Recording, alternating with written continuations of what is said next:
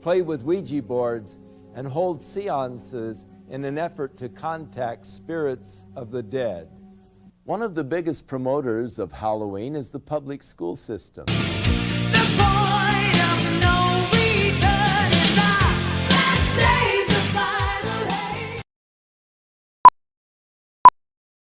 Hi everybody, my name's James and you're watching California High Desert Preacher.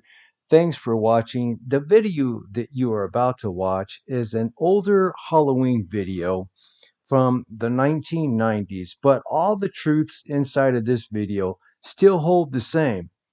Nothing has changed. All the facts inside of this video that contain the reasons why people, and especially born-again believers, should not celebrate this Halloween. This video comes to you with the warning that there could be devastating or very negative consequences, especially if you're a born-again believer, as to why you should not participate in Halloween, even though some churches still continue to go ahead and do so after watching videos like this, and pastors don't seem to understand you cannot celebrate Halloween in any form or any fashion and say that we're not doing it the same way that the world does and call it good. Well guys, I hope you like this video. Don't forget to hit that like button, subscribe, and leave me a comment down below. God bless.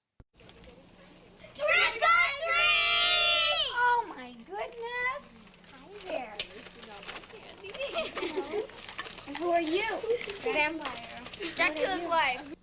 While there are some people who may be concerned about the origins of Halloween and its focus on blood, death, horror, and the occult, to millions of youngsters across the nation, it has been adopted as a time to pursue scary fun. It is an opportunity to dress up in ghoulish or fanciful costumes, to engage in the fantasy of being a witch or a vampire, ghost, or devil. Eager trick-or-treaters solicit candy door to door or bob for apples at Halloween parties. Others brave haunted houses and horror movie marathons, while the more daring visit cemeteries at midnight, play with Ouija boards, and hold seances in an effort to contact spirits of the dead. One of the biggest promoters of Halloween is the public school system. School-sponsored Halloween-themed activities often include dances, costume contests, carnivals, and arts and crafts projects.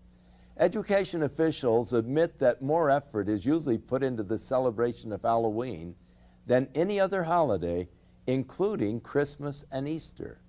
Is the stimulation of a child's sense of fun and fear all there is to Halloween, or is there more? For many entrepreneurs, Halloween is big business, a major promotional event used to bring in billions of dollars worth of revenue.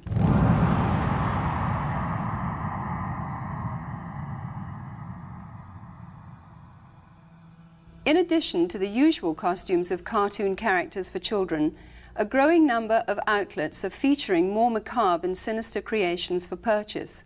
This one well-known department store chain will sell more than $500 million worth of Halloween paraphernalia this year. And that doesn't include revenue from the sales of trick-or-treat candy.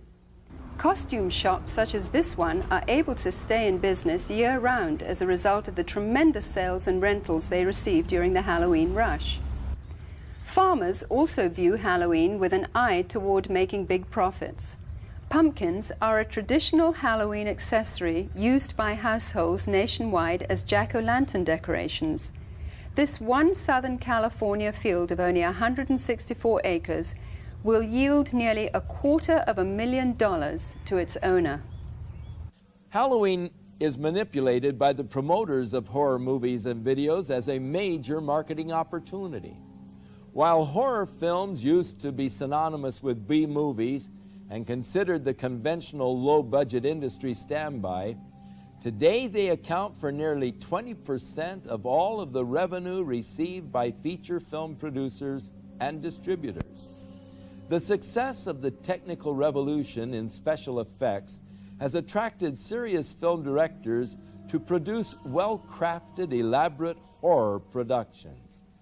A recent visit to the Video Software Dealers Association exhibition in Las Vegas showed that the two biggest selling artistic genres were pornography and horror. Hollywood is continuing to capitalize on society's growing craving for the occult and demonic. The irony is that while these producers label such films as fun and make-believe, many of them hire practicing witches or Satanists as technical advisors who ensure the authentic reproductions and performances of rituals, sacrifices, spells, and curses. People are so hyper during the day, they need to come home and watch something that's totally unreal so they can release themselves from all the pressures. It's just the type of thing that makes you laugh and forget about life. Over the last 2 decades, most horror films have become far more graphic in their depictions of violence and cruelty. Movies affectionately known as splatter films routinely detail torture and dismembering of bodies, drinking of blood, cannibalism, rape, and a host of other grotesque atrocities. Well, we think it's pretty fun. A lot of people just like it because it's fun, it's wacko, it's not real, and so it's just the type of thing that people like to watch because you don't have to think reality when you watch it. When it comes to gore or splatter or any other particular genres, the justification lies in our Constitution. I don't feel anybody has the right to tell me what I can or cannot watch. Most of these films receive R ratings, which mean that children under 17 cannot view the film or rent the video without the accompaniment of an adult. Yet this precaution is seldom enforced, for 15 is the average age of those who see these films. While many producers claim that these gruesome spectaculars are merely fun and not dangerous to the psyche of our youth, many of the scenarios from the horror films are duplicated in copycat crimes which make for sensational headlines.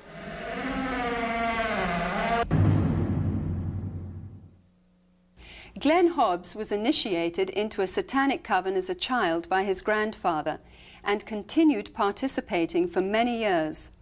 I recently asked Glenn about his involvement and the importance of Halloween to the occultist. Well, my involvement in satanic worship was, I was involved in it as a child. Of course, I was a generational Satanist, what they call a generational Satanist, and what that means is that my family was involved in it and their family before them.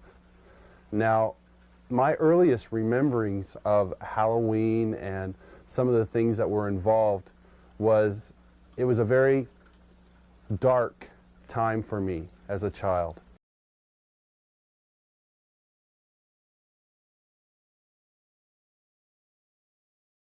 It was something that I didn't enjoy. Glenn, could you tell us about your involvement in any rituals at Halloween as a child?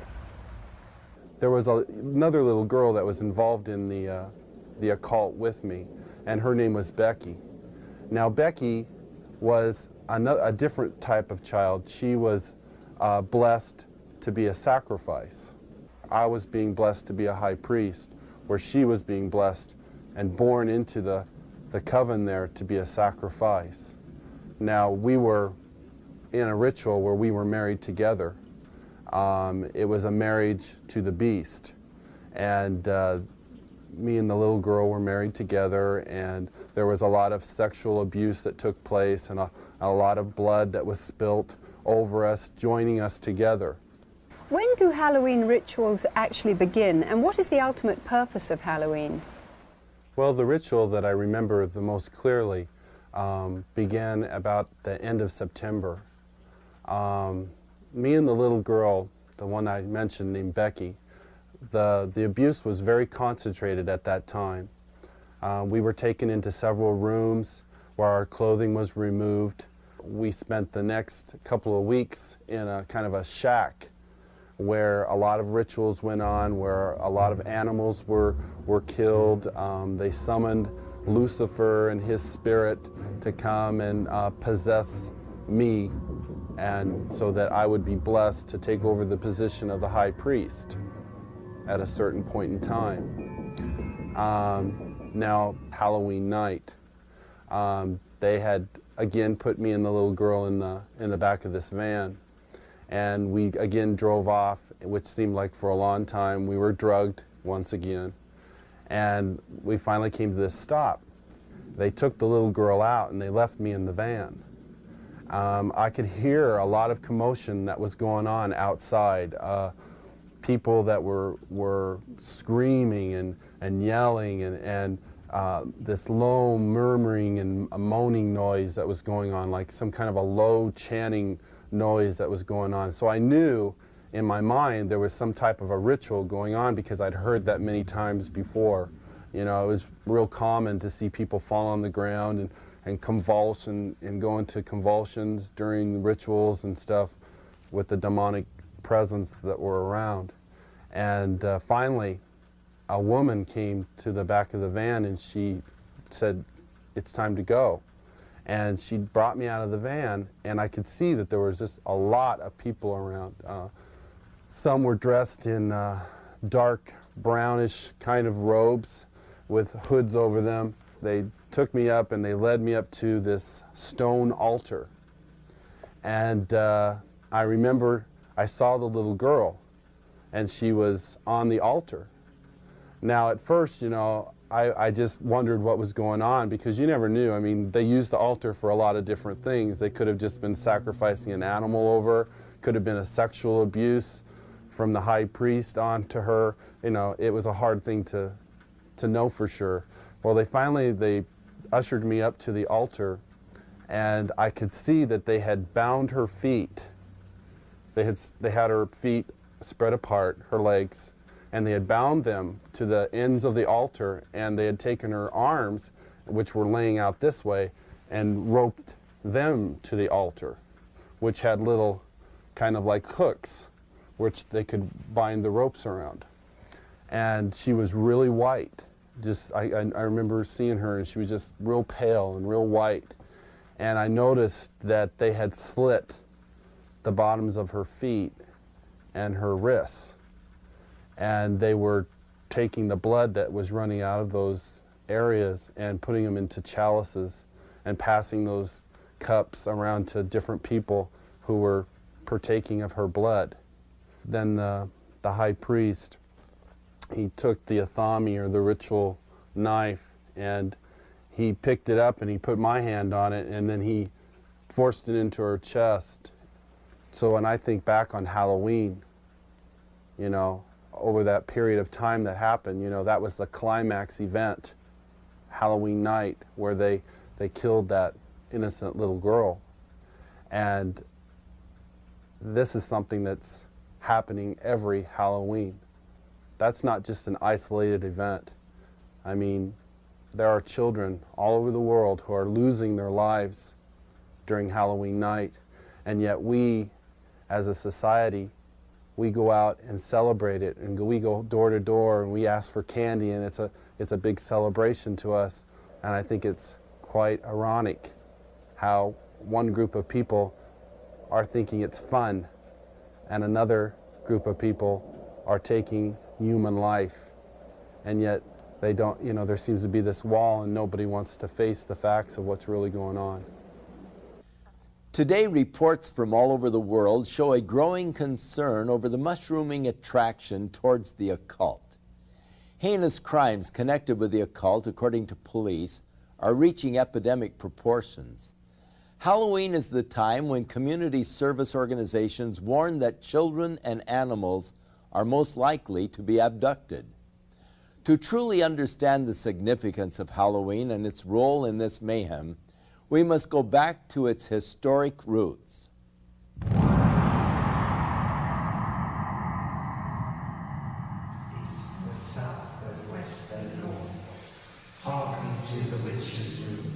What you are looking at are actual rituals and spells being performed by practicing witches and druids throughout America and Europe. These are not actors or reenactments. They are real. Most of Halloween's customs are the remainders of pagan superstition relating to Samhain, the Druidic New Year. The Druids were the influential priests, magicians and sorcerers of the nature religions that prevailed in early northern Europe. These native beliefs permeated Celtic culture for about 2,000 years, up until the introduction of Christianity. Today, A revival of the practices of Druidism, along with various forms of witchcraft and nature worship, are sweeping across Europe and North America. Power of the sun.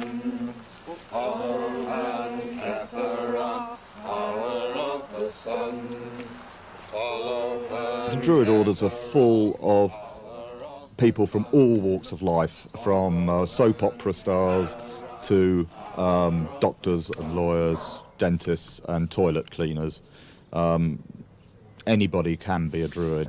I'm standing on Primrose Hill, which is one of the sacred sites in London, and it was here that the Druid order was inaugurated in its last, most recent cycle in 1717, when a number of Druids from Wales and Scotland and Ireland and Brittany and England came together, and it is here that some of the ceremonies are held.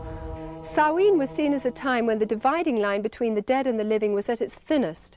Consequently, contact with spirit beings was thought to be easiest. Samhain was also one of the major fire festivals of the Celts. At this time, the Druidic priesthood led the people in diabolical worship ceremonies in which they would sacrifice animals and humans in ritual killings. Human sacrifice has absolutely no place in the modern tradition. Just because we see a pagan revival doesn't mean that we wish to go back to barbarism of any sort. So it's a bit of a red herring. It's not something we like to talk about. The name for Druids is believed to come from the Greek word drus, meaning oak. Druids usually select groves of oaks for their ceremonies and use the leaves in their sacred rites. The work of the Druids consists in reuniting us with the world of nature externally and internally with that stream of ancient wisdom and knowledge. Sharing the Druidic tradition of nature worship is witchcraft. The title witch is from the Saxon word Wicca, meaning the one who practices sorcery. The Oxford Dictionary states that a Wiccan is one who is twisted, bent or warped. Despite attempts from modern Wiccans to sanitize the original intention of witchcraft, its practice cannot be divorced from demonology. O guardians of the watchtower of the east, I, Ishtar, high priestess and witch, do summon and stir thee. I command thy presence at this our meeting, to guard over our circle and to witness our rites.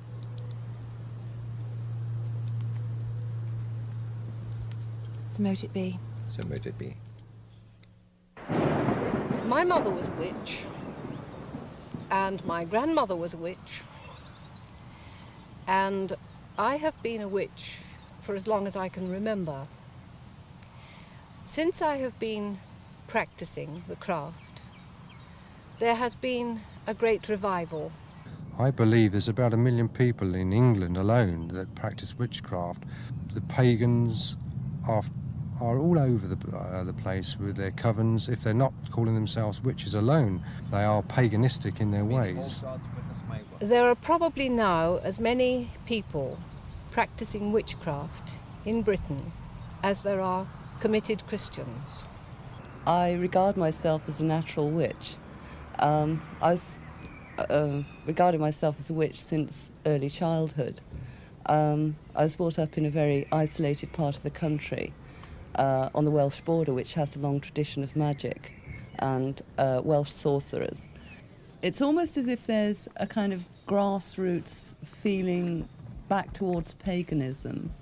We live in a kind of post-Christian era almost, and that people are moving towards a kind of neo-paganism, I suppose.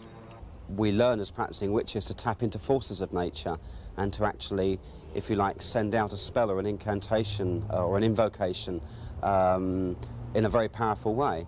It's in many ways to bring you back to nature, to bring oneself back to nature, and to learn how we fit in with the natural scheme of the universe and the natural scheme of the earth, and understanding what we need to do to heal the planet.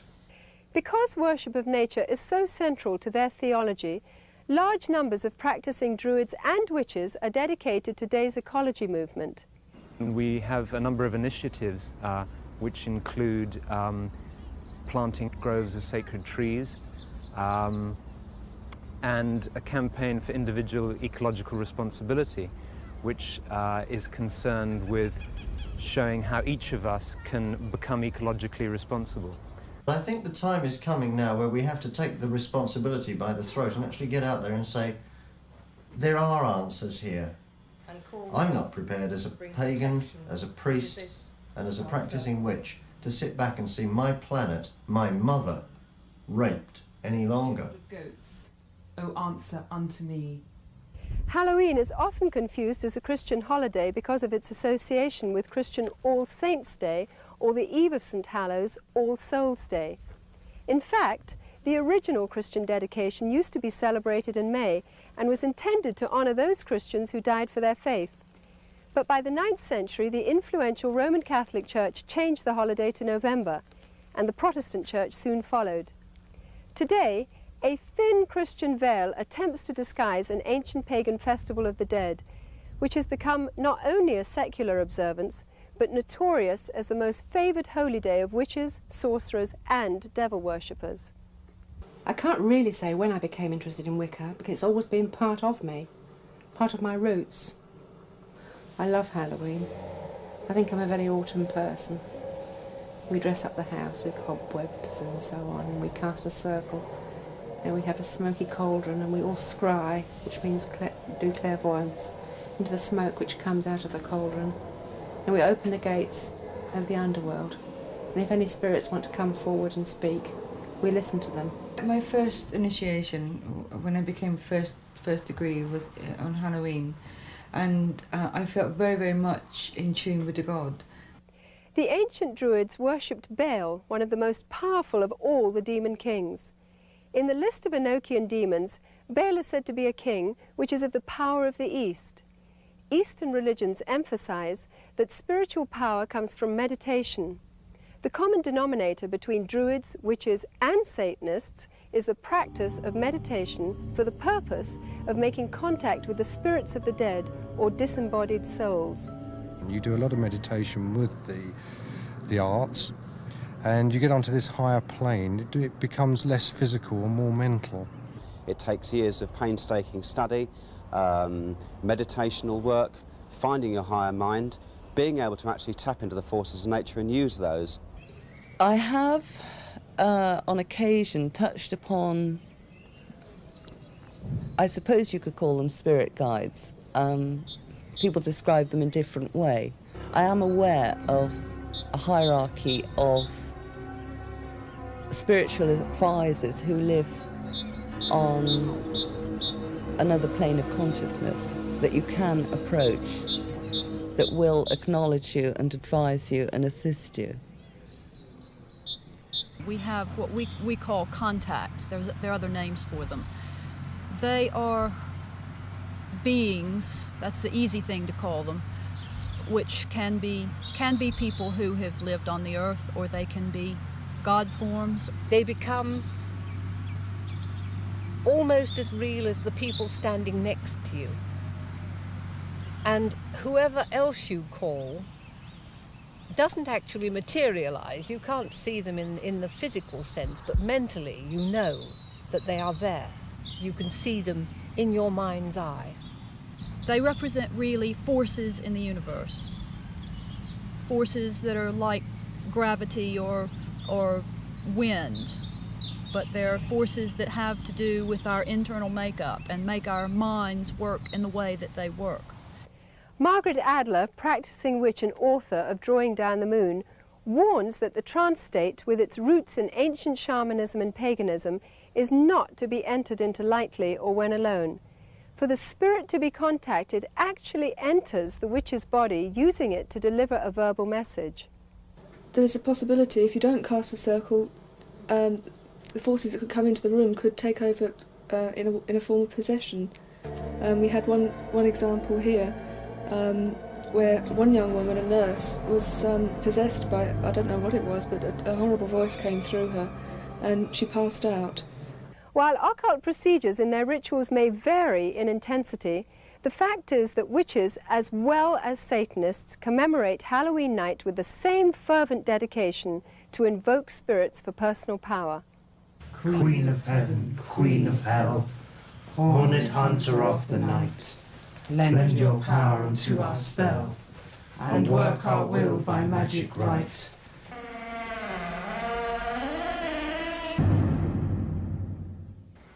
Glenn, you've now been a Christian for some time. What is your reaction when you see Halloween celebrated by people? Whenever Halloween time starts coming around, about the 1st of October, you go into the stores, you see the costumes, you see the mother with her little girl putting the witch's hat on her, and the little boy getting excited about getting the devil mask, and you see the candy, you see the Halloween pumpkins, you see people decorating their houses with skeletons and all these symbols of death. You know, it only serves to bring back horrifying memories to me. Memories of death, memories of children being so abused, so ripped of everything, their character, all in the name of Satan. If a person could really stop the next time they go into that store and realize that there are children who are going to lose their life because people are taking this a step further. There are people out there who don't just celebrate Halloween with trick-or-treat candy. This is a religious holiday to them. This is something that is holy and sacred, and they are taking innocent human life. I can't say, go ahead and have Halloween fun. It doesn't matter if you're participating in Halloween, even if you're not a Satanist, you know, if it's just for fun. No, because these Satanists are using this as a smokescreen. Glenn, you said that Halloween is a religion of Satan. What do you think when you see churches and Christians celebrating Halloween? It makes me sick that the Church of Jesus Christ would take on this horrible demonic thing that is happening in our world. Christians should be the ones who are standing up against this. Christians should be the ones who are saying these terrible things are happening and we want to stand against this. Churches should not be having these Halloween parties at all. They should be coming together as brothers and sisters in Christ, binding together and coming against these dark forces, praying for these children that God will spare their lives, that somehow God will intervene and save these children. Whether the public chooses to believe in the frightening growth of Satanism or not, the fact is that a highly organized network of Satanists are operating in America and Europe today. They seem to be respectable members of society and are integrated into all professions and walks of life. We go now to a special report from noted author Hal Lindsey, who is on location at a site known to be used for satanic rituals.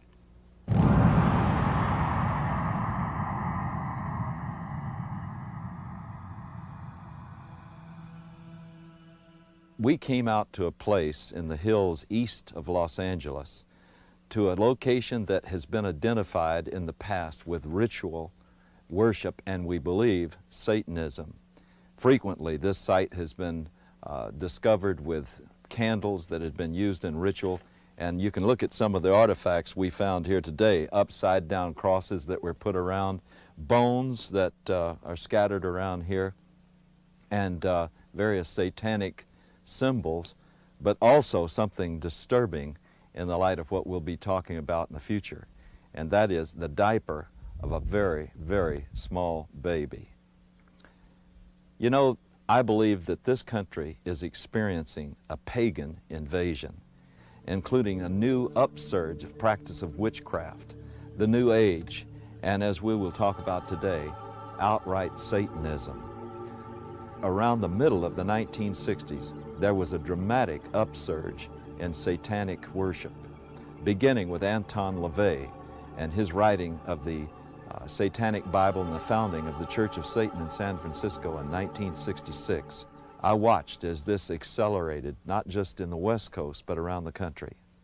When Charles Manson and his gang in 1969 committed the horrible, brutal crime at Sharon Tate's home, this was done in connection with all of the paraphernalia of Satan worship. This started a whole avalanche of satanic crimes. We've seen serial murders. We have watched as one after another has been brought to light. Many murders where satanic symbols have been discovered, the pentagram, 666, and all sorts of things of this nature were done. But more distressing, we have found all over the country reports that there are animals that have been mutilated in a very skillful and specific style that shows that they were ritually offered as sacrifices. There are now confirmed cases where there have been girls that have been used as breeders and their infant children have been sacrificed to Satan. Halloween seems to be the high holy day for the Satanist and the occultist. Halloween is the time when all across the country, in secret little places, in the dark, there will be little babies sacrificed to Satan. You don't believe it? I know it's hard to believe myself, but there has been such an acceleration of worship of Satan that we believe that these sorts of things are happening, and we have evidence that they are. Satanism exists in this country as it exists elsewhere. It is appallingly evil. It is about murder. It is about child abuse. It's about sexual abuse. It is no joke and must be taken seriously and must be dealt with. If they can ritually abuse children, if they can in any way sexually abuse children, anything to destroy a child's innocence or their trust or their wonder at the world, they will do it.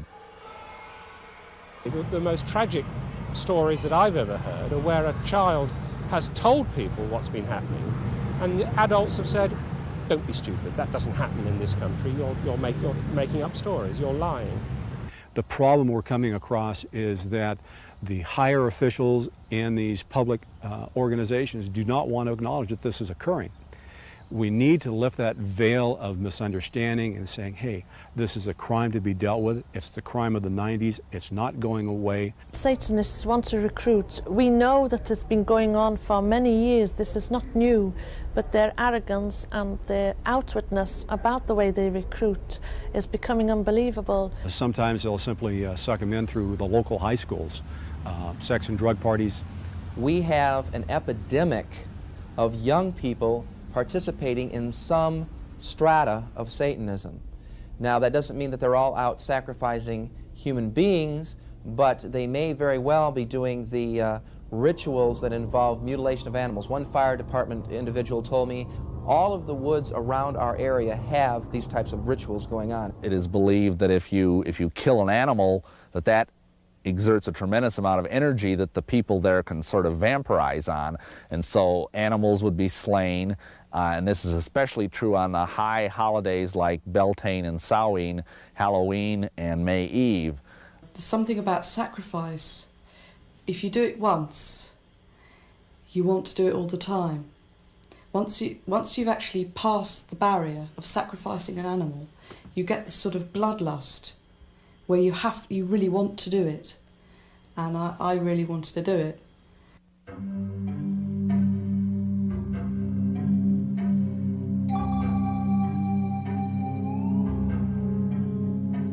This lady in a black robe came forward with this little baby, and at first I didn't realize it was a real baby, and she just laid it on the altar.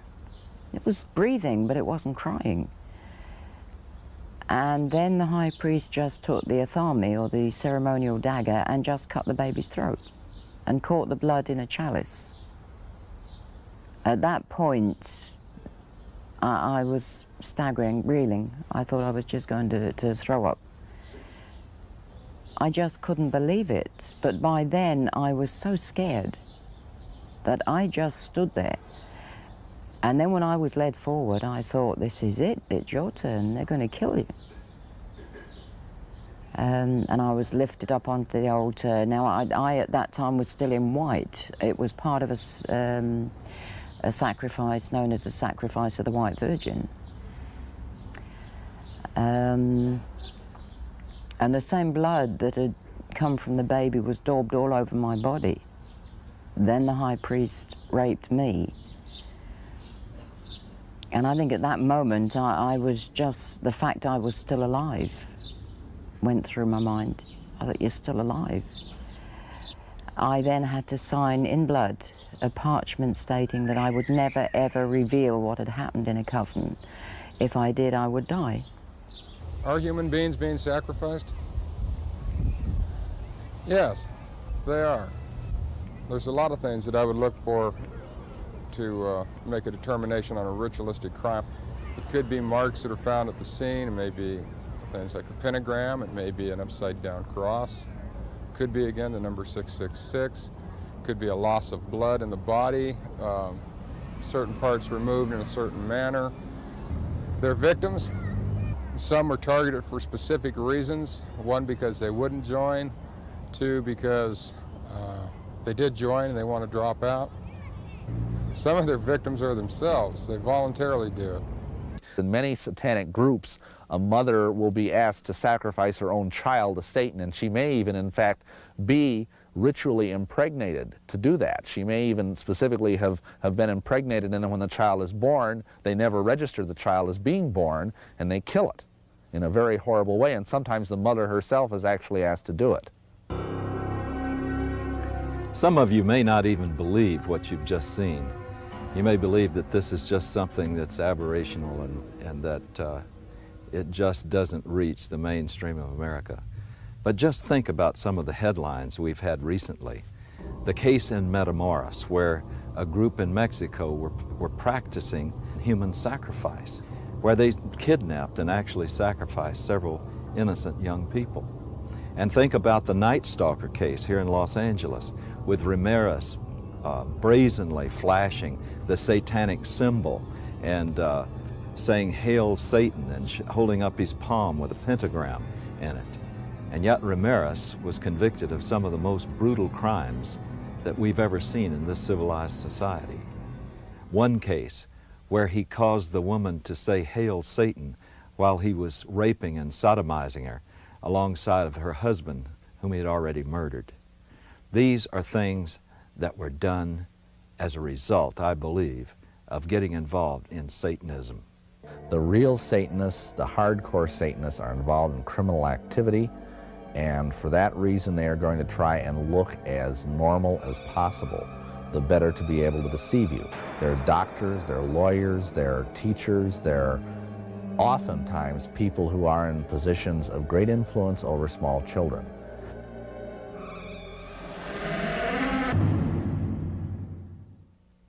In a recent letter to syndicated advice columnist Ann Landers, a concerned parent wrote of a fourth-grade teacher who had asked her students to write a short essay on what they would most like to do to celebrate Halloween.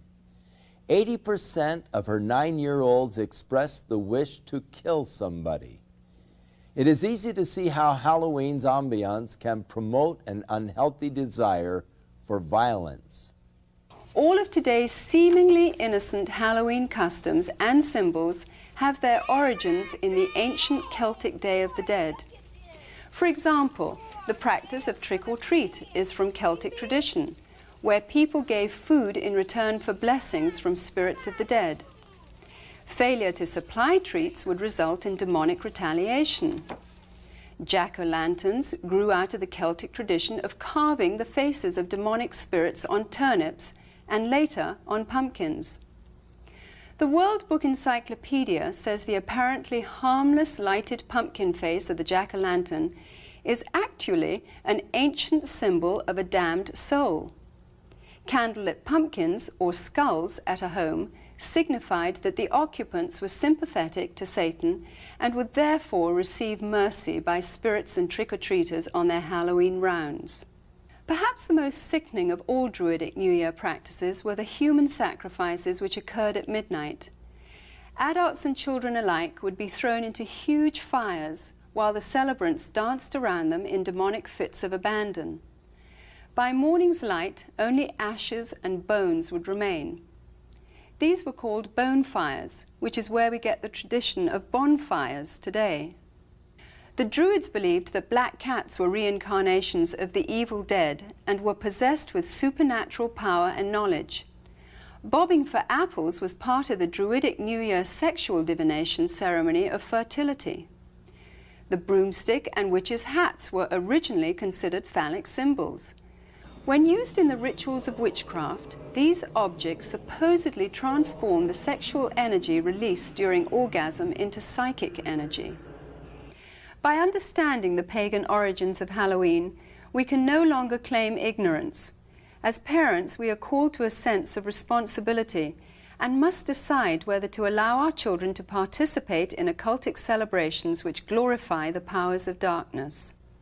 Deuteronomy chapter 18 spells out God's position concerning man's participation in divination, sorcery, or communicating with the dead. Verse 12 states that whoever does these things is detestable to the Lord. By participating in the customs of Halloween, whether in fun or ignorance, we are continuing in practices which have been consecrated to Satan. People who love the Lord should stand for separation from these things and not compromise. Christians can gather together at Halloween and use the night to educate themselves to the dangers of paganism and to take the opportunity to pray and wage spiritual warfare against the powers of darkness in their community. It can be combined with a time of worship, praise, and thanksgiving to our Heavenly Father for victory over Satan, death, and hell. Many of the people appearing on this program got involved in the occult because of a desire for divine-like power. The source of occult power is Satan. It is deceptive, exploitive, and will eventually fail to deliver on its promises. And there is always a hidden and heavy price to pay. The power God offers mankind, on the other hand, stems from a personal caring for that which He created. If you don't know God, but would like to experience His life-changing power, then recognize that Jesus Christ wants to be the Lord and Savior of your life. If you accept the fact that His death and resurrection is payment in full for all of your sins, you will have everlasting life. Testing, testing. All right, guys, I hope that you have found the origins of this holiday, along with the scripture, to be enough truth for you to understand that anybody, especially born-again believers that participate in this holiday, no matter what label you give it, no matter where you celebrate it, whether it be in an empty dirt lot out of the back of your cars or in the back of your church parking lot, giving out just hay rides and just simple carnival games, to understand that what you're participating in is actual forms of cultic and pagan witchcraft rituals. I hope that you understand the severity of the nature of this subject matter and realize that especially you born-again believers on this particular night should be fasting and praying for the children, the people, and the animals that these cults are using for their sacrifices and their fertility rituals.